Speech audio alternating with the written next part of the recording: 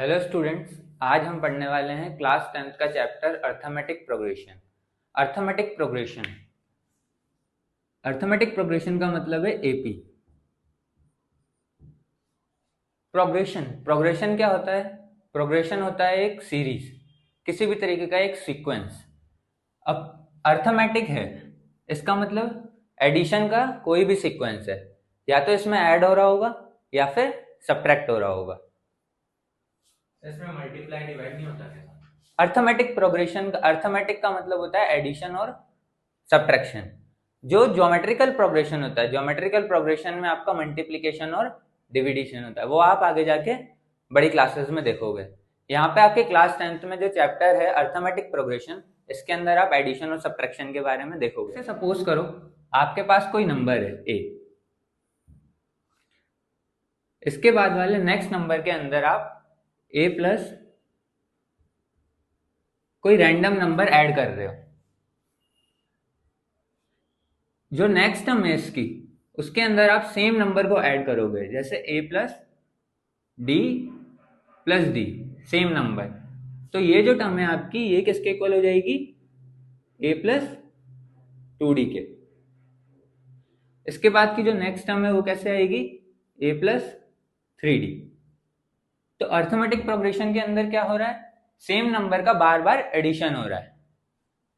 अब इसकी last term जो होगी वो कैसे होगी? यहां पर ए है, यहां पर डी नहीं है, यहां पर सेकेंड टर्म है, ये इसकी फर्स्ट टर्म है। तो सेकेंड टर्म में डी का कोफिशिएंट क्या है? 1 है। ये इसकी थर्ड टर्म है, थर्ड टर्म में डी का कोफिशिएंट क्या है? 2 है। तो कोफिशिएंट का जो वैल्यू है वो एक कम है, तो लास्ट टर्म में कोफिशिएंट की वैल्यू क्या होगी? n-1 डी प्लस ए।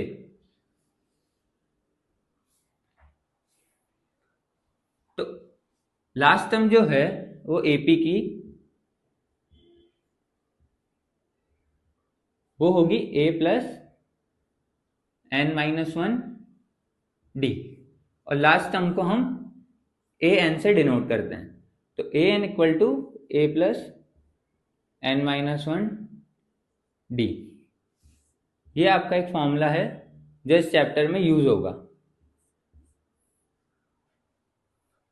सर ये एन से डिनोट क्यों किया? एन का मतलब है यहाँ पर जब आप एन की कोई भी वैल्यू रखोगे, रैंडम वैल्यू, जैसे सपोज करो आपने यहाँ पर एन की वैल्यू 1 रखी, a1, तो वो a1 जो है वो फर्स्ट टर्म को डिनोट कर रहा है। अब यहाँ एन की वैल्यू 1 रखने पर a प्लस 1-1 डी हो जाएगा। तो a1 इक्वल टू 1-1 0, तो a प्लस 0 डी। तो a1 की वैल्यू जो है वो a आ जाएगी, मतलब जो फर्स्ट टर्म है वो a के बराबर है, इसलिए an को इससे डिनोट करते हैं लास्ट टर्म को। मतलब सर ये जनरल टर्म हो गई जिसपे सारी टर्म्स हमें मिल जाएगी। जी, जनरल टर्म भी बोल सकते हैं इसको हम।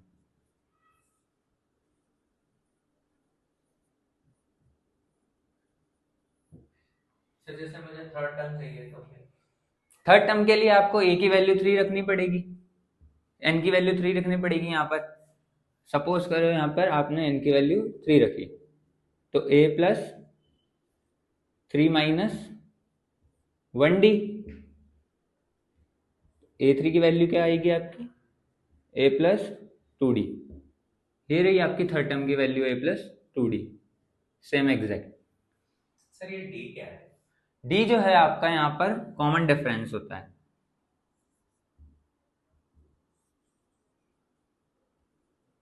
सर ये हमेशा पॉजिटिव ही होगा क्या? नहीं, जैसे अभी मैंने पहले बताया था अर्थमेटिक प्रोग्रेशन है, तो इसके अंदर नेगेटिव भी हो सकता है और पॉजिटिव भी हो सकता है, डिक्रीजिंग भी ए भी हो सकती है और इंक्रीजिंग भी हो सकती है। तो कॉमन डिफरेंस जो है वो कभी नेगेटिव होगा कभी पॉजिटिव होगा। जैसे हम एक एग्जांपल लेते हैं, हमारे पास एक एपी है 3 5 7 सो ऑन।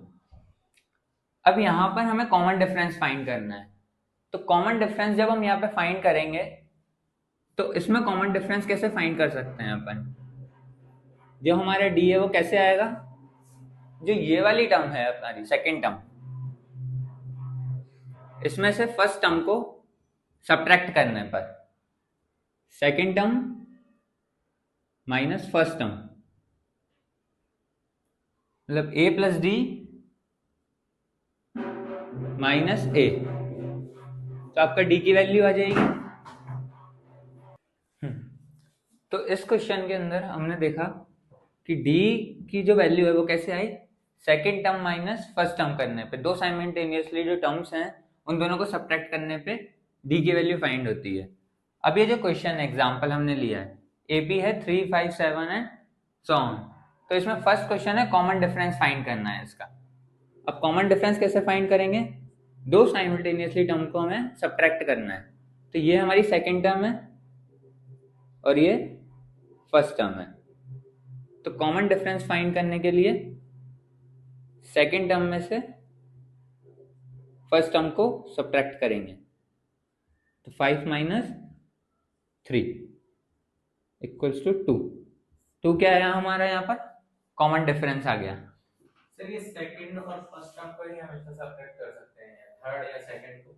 कोई सी भी दो साइमल्टेनियसली टर्म को आप सब्ट्रैक्ट कर सकते हो एपी के अंदर। सेकंड से भी बता दो जी, ये वाली हमारी थर्ड टर्म है। अब हमें यहाँ पे कॉमन डिफरेंस फाइंड करना है, तो थर्ड टर्म में से सेकंड को सब्ट्रैक्ट करेंगे, third minus second. Third term क्या है अपनी 7 एंड सेकंड है 5, 7 माइनस 5 इक्वल टू 2। तो यहाँ पर भी कॉमन डिफरेंस क्या आया, 2 आया, मतलब सेम आया। कॉमन डिफरेंस एपी के अंदर हमेशा सेम आता है। अगर सर सेम नहीं आया तो? सेम नहीं आया तो वो आपकी अर्थमेटिक प्रोग्रेशन नहीं होगी। अर्थमेटिक प्रोग्रेशन का मतलब क्या है, सेम नंबर का एडिशन बार बार होना, ये अर्थमेटिक प्रोग्रेशन का मतलब होता है। एक प्रोग्रेशन मतलब एक सीरीज चल रही है, सेम नंबर का या तो बार बार एडिशन हो रहा है या बार बार सब्ट्रैक्शन हो रहा है। अब है जनरल टर्म, हमें इस सीक्वेंस की जनरल टर्म फाइंड करनी है। अब यहाँ पे जो है लास्ट नंबर आपको बताया नहीं है, तो इसकी जो जनरल टर्म है वो n के टर्म्स में आएगी। जनरल टर्म हमने क्या लिखी थी, an equal to a plus n minus 1 d। यहाँ पे an जो है वो क्या आएगी, a की वैल्यू क्या है 3 प्लस n की वैल्यू हमें पता नहीं है, तो n minus 1 as it is आएगा, और d की वैल्यू हमें क्या है अभी पता चली है 2। अब इसे थोड़ा सा अगर हम सॉल्व करें तो an इक्वल टू 3 प्लस, इसको ब्रैकेट को सॉल्व करेंगे तो 2n minus 2, then 3 minus 2 1, n equal to 2n plus 1। ये क्या होगी आपकी जनरल टर्म होगी इस क्वेश्चन की। ये वाला जो क्वेश्चन है आपकी, इसकी जनरल टर्म क्या होगी, an equal to 2n plus 1। अब यहाँ पर आप n की वैल्यू 1 रखोगे तो यहाँ पर आपकी फर्स्ट टर्म आ जाएगी, 2 रखोगे तो सेकंड टर्म आ जाएगी, 3 रखोगे तो थर्ड टर्म आ जाएगी, इस तरीके से। सर एनसीईआरटी बुक्स में हमने पढ़ा था कोई टीएन वर्ड था, टीएन, वो क्या चीज होती है? यहाँ पे जो an आपका लिख रहा है, an क्या शो कर रहा है, a क्या शो कर रहा है अर्थमेटिक प्रोग्रेशन को, और t का मतलब क्या शो करता है वो टर्म को। तो आप a भी लिख सकते हो और t भी लिख सकते हो, दोनों का मतलब एक ही होता है। tn अगर आप यहाँ लिखते हो तो इसका मतलब क्या है, टर्म 1 t1 लिख रहे हो आप, तो क्या है टर्म 1,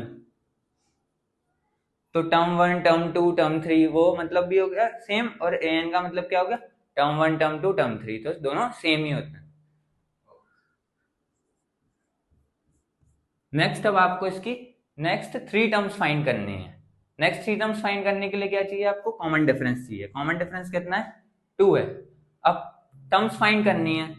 अभी आपकी जो टर्म है कौन सी टर्म है, थर्ड टर्म है। अब थर्ड टर्म के लिए अपन कैसे लिखते हैं, यहाँ पे 3 है तो इसकी जो वैल्यू होगी वो कैसे लिखेंगे अपन, a प्लस 2d, क्योंकि जो d का कोफिशिएंट है वो एक कम होगा जो टर्म वैल्यू है।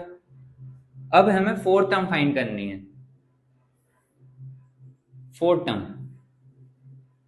तो फोर्थ टर्म के लिए अपन कैसे लिखेंगे, a प्लस 3d, एक कोफिशिएंट कम d का। a की वैल्यू क्या है क्वेश्चन में, 3,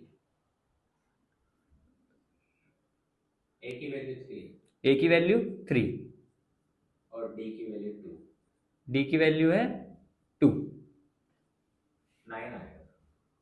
तो 3 प्लस 6 इक्वल टू 9। तो ये कौन सी आ गई आपकी, नेक्स्ट जो फोर्थ टर्म है वो आ गई। एक मेथड ऐसा भी हो सकता है, यहाँ पर जैसे थर्ड टर्म है 7 आपकी, है ना, अब आपको कॉमन डिफरेंस पता है 2, तो आप इस 7 में 2 ऐड कर लो, आप ऐसा भी फाइंड कर सकते हो। अब यहाँ फिफ्थ टर्म करनी है फाइंड, तो फिफ्थ टर्म के लिए a प्लस 4d, a की वैल्यू 3 है, प्लस 4 इंटू 2,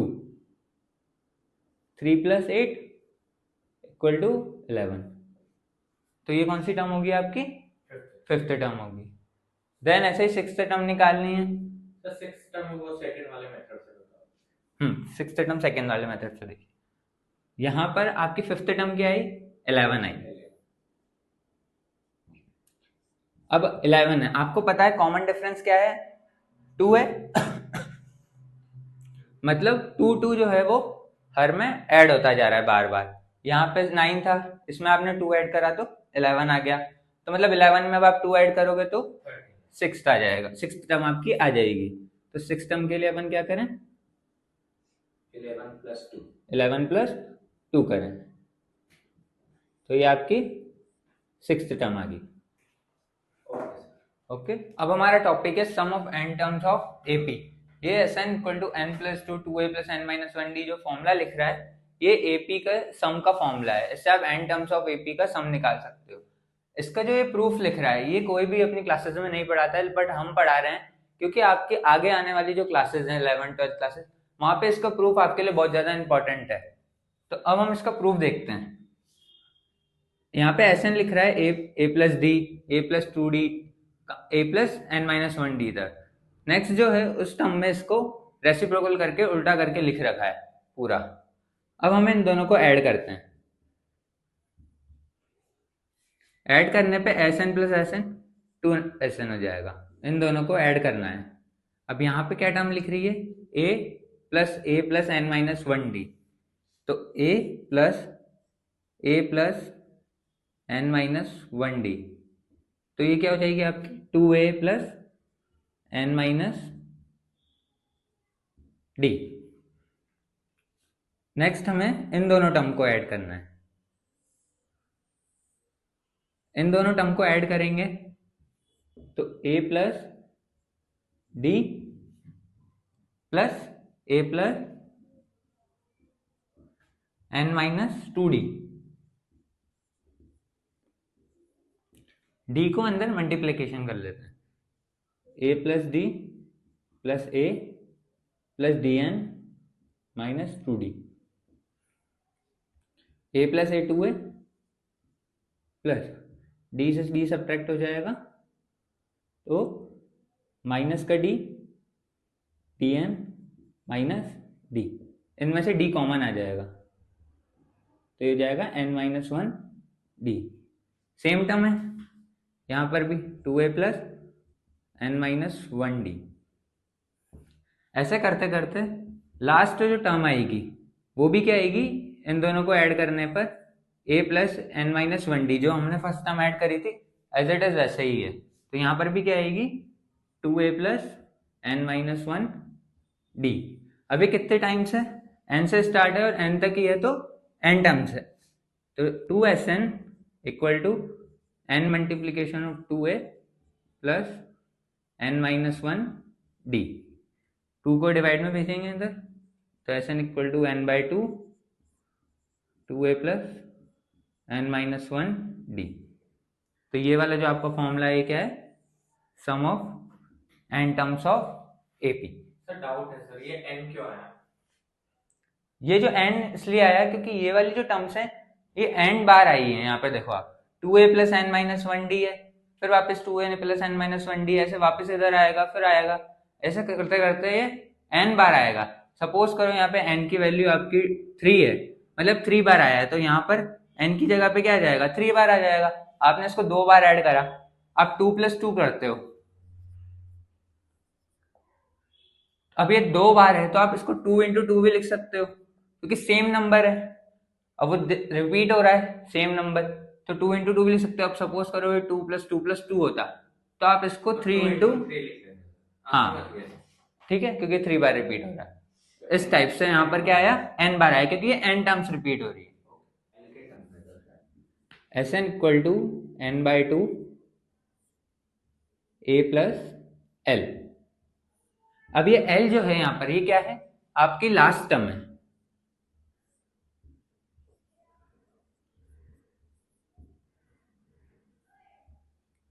अभी लास्ट टर्म क्यों आई, अपन पहले वाले फॉर्मूले पे चलते हैं। Sn = n/2 2a + n - 1d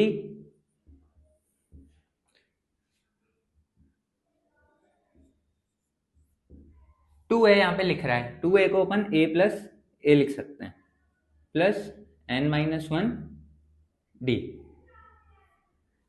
Sn a + n - 1d से कुछ याद आया, अभी हमने पढ़ा था कि ये जो होता है an होता है, और an क्या होता है, आपकी लास्ट टर्म होती है, जनरल टर्म जो होती है आपकी, तो इसलिए इसको an भी लिख सकते हैं और l भी लिख सकते हैं, a + l। इसलिए यहां पर क्या आता है, a + l आता है। क्लियर। एपी की फर्स्ट टर्म दे रखी है 5 एंड लास्ट टर्म दे रखी है एल भी लिख सकते हैं अपन इसको, है ना, 45। एसएन दे रखा है आपको एपी का 400। अब हमें इसे में क्या करना है, क्वेश्चन में हमें नंबर ऑफ टर्म्स फाइंड करनी है, एक तो एन की value and common difference find करना है।